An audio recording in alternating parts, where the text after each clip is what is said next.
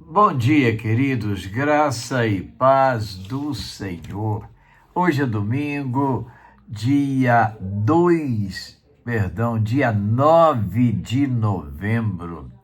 Um dia muito importante, porque é o dia do Senhor, o dia de nós estarmos na casa do Senhor, agradecendo a Deus pelas bênçãos, estudando a palavra do Senhor através da escola bíblica dominical e do culto à noite. E nós hoje estamos trazendo para você a lição de número 6 da nossa revista Palavra e Vida, uma revista preparada pela Convenção Batista Fluminense para as igrejas. E nós queremos convidar você a participar conosco de todo esse momento estudando a Bíblia, trazendo assim ensinamentos para a nossa vida e promovendo a cada um de nós o crescimento espiritual com a palavra de Deus.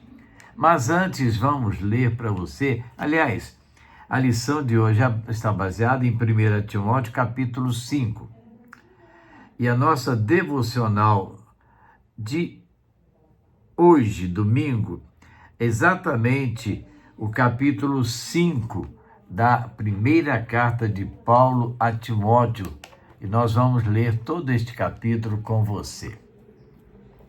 Conselhos acerca de viúvas, líderes e escravos. Não repreenda asperamente o homem idoso, mas exorte-o como se ele fosse seu pai.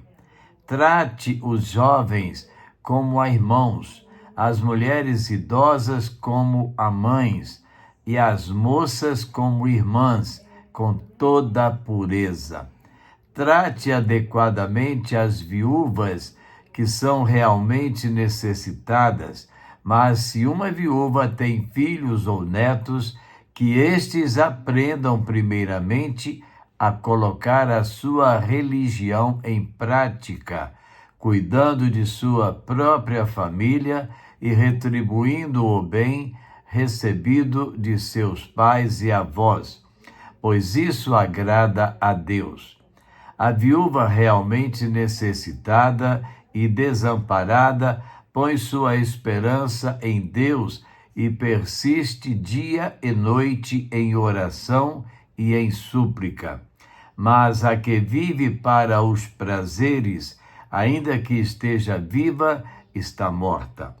Dê-lhes estas ordens para que sejam irrepreensíveis. Se alguém não cuida de seus parentes, e especialmente dos de sua própria família, negou a fé e é pior que um descrente. Nenhuma mulher deve ser inscrita na lista de viúvas, a não ser que tenha mais de 60 anos de idade, tenha sido fiel a seu marido e seja bem conhecida por suas boas obras, tais como criar filhos, ser hospitaleira, lavar os pés dos santos, socorrer os atribulados e dedicar-se a todo tipo de boa obra. Não inclua nessa lista as viúvas mais jovens, pois quando os seus desejos sensuais superam a sua dedicação a Cristo, querem se casar. Assim, elas trazem condenação sobre si, por haverem rompido seu primeiro compromisso. Além disso, aprendem a ficar ociosas, andando de casa em casa, e não se tornam apenas ociosas, mas também fofoqueiras e indiscretas, falando coisas que não devem. Portanto, aconselho que as viúvas mais jovens se casem, tenham filhos, administrem suas casas e não deem ao inimigo nenhum motivo para maledicência. Algumas, na verdade, já se desviaram para seguir a Satanás. Se alguma mulher crente tem viúvas em sua família, deve ajudá-las. Não seja a igreja sobrecarregada com elas, a fim de que as viúvas realmente necessitadas sejam auxiliadas. Os presbíteros que lideram bem a igreja são dignos de dupla honra, especialmente aqueles cujo trabalho é a pregação e o ensino, pois a Escritura diz: não amordace o boi enquanto está debulhando o cereal, e o trabalhador merece o seu salário. Não aceite acusação contra um presbítero se não for apoiada por 2 ou 3 testemunhas. Os que pecarem deverão ser repreendidos em um público para que os demais também temam. Eu o exorto solenemente diante de Deus, de Cristo Jesus e dos anjos eleitos, a que procure observar essas instruções sem parcialidade e não faça nada por favoritismo. Não se precipite em impor as mãos sobre ninguém e não participe dos pecados dos outros. Conserve-se puro. Não continue a beber somente água. Tome também um pouco de vinho por causa do seu estômago e das suas frequentes enfermidades. Os pecados de alguns são evidentes, mesmo antes de serem submetidos a julgamento, ao passo que os pecados de outros se manifestam posteriormente. Da mesma forma, as boas obras são evidentes e as que não podem permanecer ocultas. Que lição dura, não é mesmo?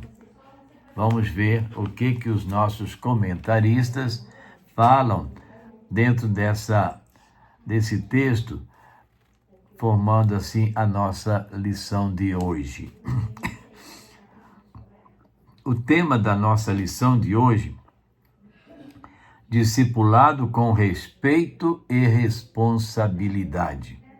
Objetivo: levar os discípulos a compreenderem que o discipulado cristão se expressa no respeito mútuo, no cuidado responsável com os necessitados e no zelo pela integridade da liderança espiritual da igreja. Depois de exortar Timóteo a ter cuidado de si mesmo e da doutrina, Paulo o orienta a lidar de forma sábia com as diferentes pessoas e grupos dentro da igreja. Em 1 Timóteo 5, Paulo orienta seu jovem discípulo Timóteo sobre a conduta relacional dentro da comunidade cristã, sobre como tratar diferentes grupos dentro da igreja, tais como idosos, jovens, viúvas, líderes, destacando princípios de respeito, responsabilidade espiritual, sabedoria e justiça. O verdadeiro discipulado passa por relacionamentos saudáveis, sustentados pela honra e pelo cuidado mútuo. Quem discipula precisa aprender a lidar com pessoas diferentes de maneira sábia, piedosa e equilibrada, refletindo o caráter de Cristo em cada interação. Aqui estão 3 áreas essenciais para o discipulado eficaz. Primeiro momento: honrando relacionamentos na igreja. O líder não pode exercer seu ministério demonstrando predileções por determinados grupos da igreja. Paulo inicia o capítulo com uma exortação clara: a liderança e o discipulado devem ser exercidos com profundo respeito. A igreja é uma família. Deus nos fez seus filhos e filhas por meio de Jesus Cristo. No Antigo Testamento, era exigido que os jovens se colocassem em pé diante dos idosos para honrá-los. Levantem-se na presença dos idosos, honrem os anciãos, temam a seu Deus, eu sou o Senhor. Levítico 19, 32. Numa igreja asiática nos dias de hoje, os jovens obedecem a esse princípio, curvando-se diante dos mais velhos. Paulo orienta que os mais velhos devem ser abordados com reverência como pais e mães. Então, ao lidar com os mais velhos, Timóteo deveria agir como um filho respeitoso. Bela lição, né? Que nós não vemos aplicadas no nosso grande Brasil. Os homens jovens devem ser tratados de uma forma que não sejam desprezados por serem jovens. Timóteo deveria tratá-los como companheiros, como a irmãos. Assim, os jovens devem tratar os idosos com reverência e os idosos devem tratar os mais jovens com consideração e amor. Esse é um princípio vital para a paz na família e na igreja. São pequenos detalhes como ajoelhar-se para conversar com uma criança pequena, considerar a realidade dos adolescentes e aprender seu vocabulário e interesses, entender as necessidades e expectativas dos jovens e ter a devida reverência pela experiência de vida acumulada pelos idosos ao longo da sua jornada. Um ministro deve estar atento, deve manter-se longe da aparência do mal e deve manter seu coração protegido de tentações. Evite conversas a sós com uma pessoa do sexo oposto que não seja o cônjuge, filhos ou pais. O inimigo busca oportunidade para manchar a imagem do Evangelho, atacando a igreja do Senhor e de seus ministros vocacionados. O líder não pode ser insensível e tampouco não vigilante. A integridade moral é um testemunho essencial na formação de discípulos. Esses são cuidados que continuam oportunos e necessários nos dias de hoje. Queridos, que lição para nós líderes esse primeiro momento. Como nós devemos nos comportar como servos do Senhor. Segundo momento, cuidando com compaixão e discernimento. Compaixão é o sentimento profundo de empatia pelo sofrimento do outro, que nos move a agir com gentileza e solidariedade. Jesus, nosso exemplo maior, demonstrou compaixão abundante ao longo do seu ministério, tocando leprosos, acolhendo crianças, curando enfermos e perdoando pecadores. Mateus 9:36, Marcos 1:41. O cuidado com as viúvas era uma prática antiga e essencial na igreja primitiva, mas Paulo orienta que esse cuidado não seja cego ou ingênuo, mostrando que a igreja precisa ter critérios e compaixão. O princípio aqui é o cuidado responsável. As famílias devem assumir a sua responsabilidade. Os filhos e netos das viúvas devem cuidar delas, pois isso é uma forma de expressar honra e é uma expressão básica de fé. Paulo é direto ao afirmar que aquele que não cuida de seus negou a fé e é pior do que o descrente. Isso ensina que o cuidado com os necessitados não deve ser delegado à igreja quando a família pode agir, mas quando não há recursos familiares, a igreja entra como uma extensão do amor de Cristo.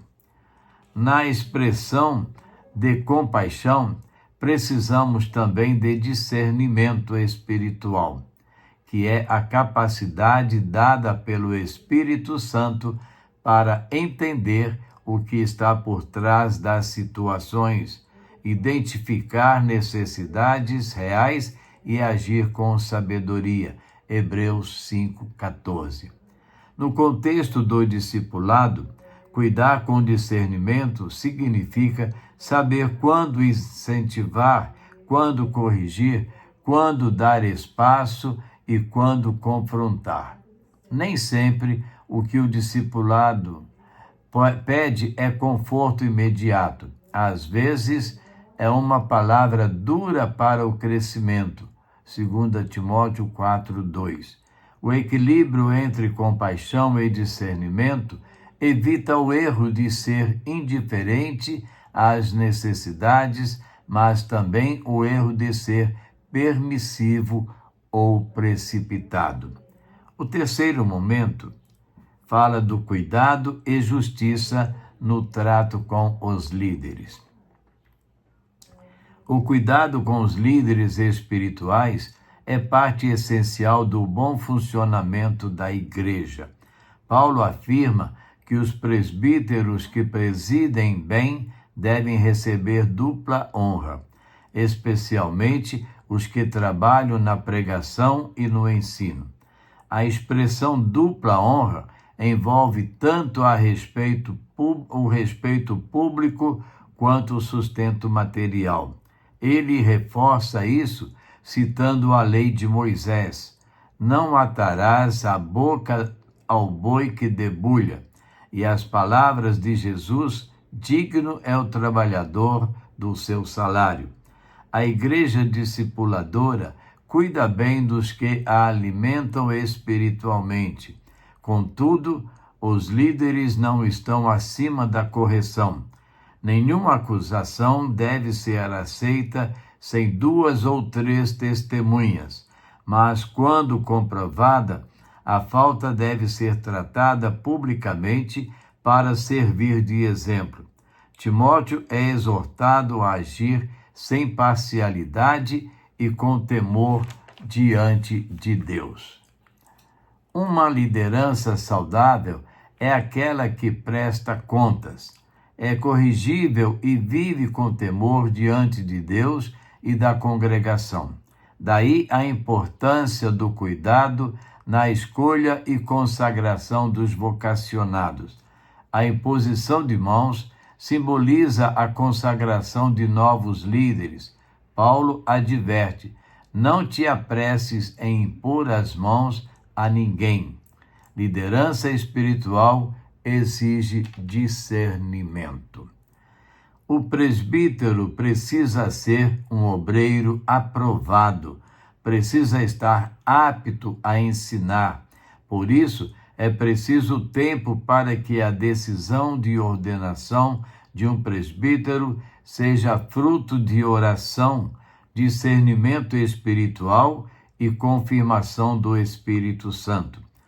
O discípulo valoriza a liderança espiritual, mas não idolatra pessoas. Zela por uma comunidade justa, íntegra e equilibrada. Conclusão: a igreja é o corpo de Cristo, onde o discipulado se desenvolve em relacionamentos marcados por honra, cuidado e justiça. Em 1 Timóteo 5, Paulo nos lembra que não há discipulado verdadeiro sem respeito pelas pessoas, zelo pelos necessitados e prudência com a liderança. A maneira como tratamos as pessoas, especialmente em momentos de fragilidade ou liderança, revela o quanto compreendemos o Evangelho.